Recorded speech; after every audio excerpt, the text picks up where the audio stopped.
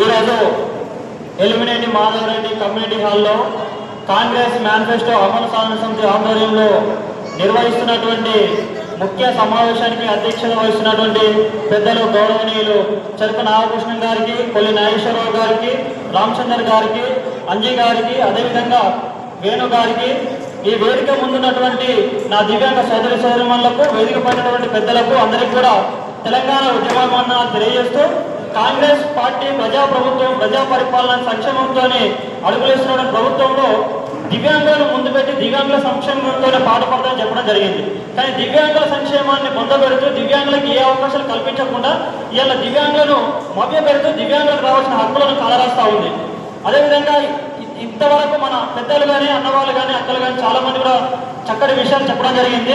అయితే మన డిమాండ్ అయితే ఏదో ఉందో మనం తీర్మానం చేసుకున్న డిమాండ్లలో కొన్ని మిస్ అయినటువంటి ప్రధానమైన అంశాలు చెప్పి నేను ముగిస్తా. అందుకని సమయం తక్కువగా ఉంది, తక్కువ సమయం తీసుకుంటూ ఉంటాను.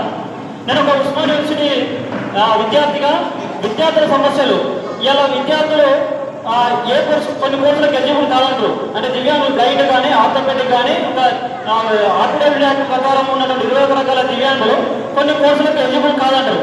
కానీ రైట్ టు ఎడ్యుకేషన్ యాక్ట్ 2009 ప్రకారము సమ్మిళిత విద్య అంటే ప్రతి ఒక్కరికి కూడా వారు చదువుకున్న విద్య అందించాలనే అంశంతో ఇలా తీసుకోవడం జరిగింది. ఇక ప్రధానమైన డిమాండ్ అందులో చేర్చాలని తెలియజేస్తున్నారు. వికలాంగులకి అన్ని విద్యారంగ కోర్సులో అవకాశాలు కల్పించాలి. అదేవిధంగా ఈరోజు దాదాపు 3,29,000 పైచీలకు బడ్జెట్లో వికలాంగుల సంక్షేమానికి రూపాయి పెట్టలేదు. ఇలా బీసీ సంక్షేమానికి ఒక 13,000 కోట్లు, ఎస్సీ సంక్షేమానికి ఒక 13,000 కోట్లు, ఎస్టీ సంక్షేమానికి ఒక 9,000 కోట్లు, మైనారిటీ సంక్షేమానికి ఒక 4,000 కోట్లు. అంటే ఇట్లా కులాల వారీగా ఇలా విభజిస్తూ ఇలా కొన్ని కోట్లు వాళ్ళ సంక్షేమానికి బడ్జెట్ కేటాయించారు. కానీ అన్ని కులాల్లో ఈ యొక్క వికలాంగుల సంక్షేమం సంబంధించిన వికలాంగులు ప్రతి కులంలో ఉంటుంది. కానీ ఇట్లా కాకుండా వికలాంగులకి ప్రత్యేకంగా ఒక 5,000 కోట్లతో వికలాంగుల సంక్షేమానికి బడ్జెట్ ఏర్పాటు చేస్తే బాగుంటుంది. ఇది కూడా ప్రధానమైన అంశాన్ని అందులో చేర్చాలని చెప్పేసి అన్నవాళ్ళకి తెలియజేస్తా ఉన్నారు. అదేవిధంగా ఇంకొకటి ఏంటంటే ఉద్యోగ అవకాశాల్లో చాలా దయనీయ పరిస్థితి. ప్రభుత్వ సెక్టార్లో, పబ్లిక్ సెక్టార్లో ఇవ్వట్లేదు. ఇది కూడా కల్పించాలి.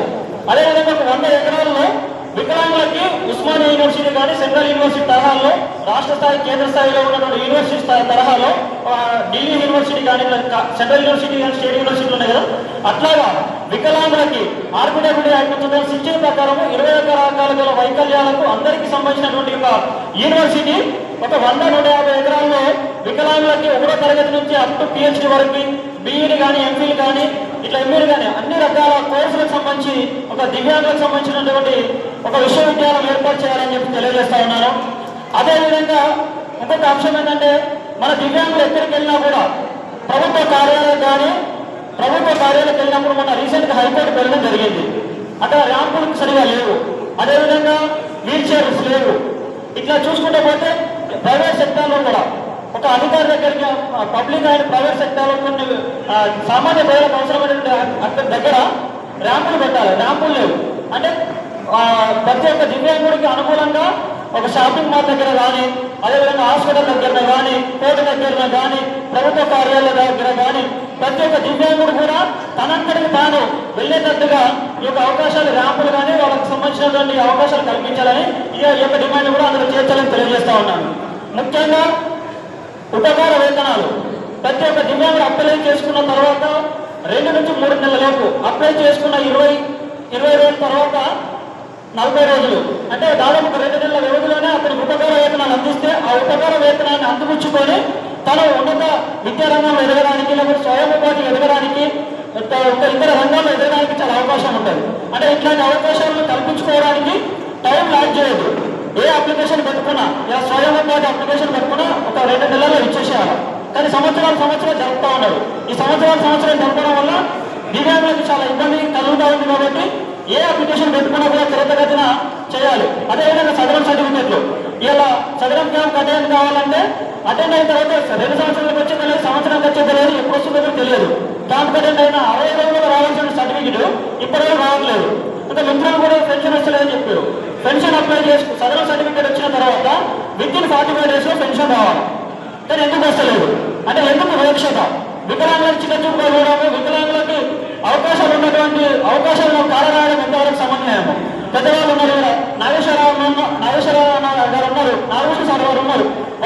వాళ్ళ జీవితం మొత్తం వికలాంగ సంక్షేమానికి, వికలాంగ అభివృద్ధి కోసం పాటుపడి ఇలా యువకులను నాలాంటి కానీ కూర్చున్నటువంటి వాళ్ళని ఎంతోమంది యువకులకి వాళ్ళకి రావాల్సిన హక్కులను కాపాడుతూ ఇంకా ముందు రావాల్సిన హక్కుల కోసం భవిష్యత్తులో అన్ని రకాలుగా ఎదగడానికి వాళ్ళు కృషి చేస్తా ఉన్నారు. అంటే వికలాంగులు అన్ని రంగాల్లో ఎదగడానికి మన కోసము కొంతమంది వాళ్ళ జీవితాలను త్యాగం చేసి ఇలా నిలబడితేనే మనం ఇలా నేను కూడా మళ్ళాంటి కూడా వీళ్ళు చక్కగా మాట్లాడుతూ చదువుతూ ఇన్ని రంగాల్లో ఎదగలుగుతాను. కానీ ఇలా నాగేశ్వర సారే కానీ కొల్లేశ్వరం కానీ వాళ్ళు ఏది భయపడిపోతా ఉంది, పెద్దవాళ్ళు అవుతూ ఉన్నారు. వాళ్ళు మార్గదర్శకాలు ఇస్తారు. వాళ్ళ మార్గదర్శకాలు తీసుకొని మనం ముందరికి పోవాలి. అంటే యువకులుగా మనం పోగలుగుతాం, రాగలుగుతాం. కాబట్టి మనం ప్రతి పెద్దవాళ్ళు వాళ్ళ ఆలోచనలు సూచనల మేరకు కాంగ్రెస్ మేనిఫెస్టో అమలు సాధన సమితి ఎలాంటి కార్యాచరణ తీసుకున్నా కూడా మనందరం ఐకమత్యంగా ఆర్పిడబ్ల్యూ యాక్ట్ 2016 ప్రకారం 21 రకాల డిజబిలిటీలు కూడా జిల్లా వారిగా గ్రామ స్థాయి నుంచి ఒక వార్డు స్థాయి నుంచి జిల్లా మండల నియోజకవర్గ స్థాయి నుంచి కూడా ప్రతి ఒక్కరికి కూడా చైతన్యం. ఇలా నేను మాది రాజన్న సిరిసిల్ల జిల్లాను చైతన్యం చేయడానికి నేను బాధ్యత తీసుకుంటా ఉంటాను. అట్లా ఇక్కడ ఉన్నటువంటి జిల్లా ఒక్కరు కూడా ఉన్నారు. అంత హైదరాబాద్ ప్రాంతంలో నివసించినప్పటికీ కూడా జిల్లా ఒక్కరు కూడా ఈ యొక్క కార్యక్రమంలో పాల్గొన్నారు. ప్రతి ఒక్కరు కూడా మీ అవకాశాలను ఇక్కడ జరిగే కార్యాచరణ కూడా మీ యొక్క సోషల్ మీడియా వాట్సాప్ ద్వారా కానీ ఇంకొక ద్వారా కానీ ప్రతి ఒక్కరు కూడా చేరే విధంగా తెలియజేయాలని చెప్పేసి తెలియజేస్తూ ఇంతటి చక్కగా అవకాశాన్ని కల్పించినటువంటి పెద్దవాళ్ళకు కూడా కాంగ్రెస్ మేనిఫెస్టో అమలు సాధన సమితి కూడా ప్రత్యేక ధన్యవాదాలు తెలియజేస్తూ తెలంగాణ ఉద్యమం తెలియజేస్తూ